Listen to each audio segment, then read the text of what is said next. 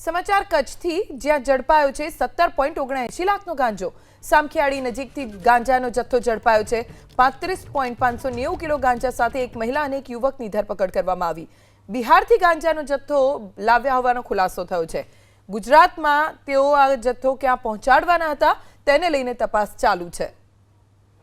35.590 kilo ગાંજા સાથે એક મહિલા અને એક યુવક બિહારથી ગાંજો લાવ્યા અને ગુજરાતમાં આવ્યા ત્યારે ઝડપાઈ ગયા। કોને આ ગાંજો પહોંચાડવાનો હતો, ક્યાં લઈ જવાનો હતો તેની તપાસ હવે ચાલુ છે। સામખિયાળી નજીકથી ગાંજાનો જથ્થો ઝડપાયો છે। 35.590 કિલો ગાંજા સાથે એક મહિલા અને એક યુવકની ધરપકડ કરવામાં આવી। બિહારથી ગાંજાનો જથ્થો લાવ્યા હોવાનો ખુલાસો થયો છે।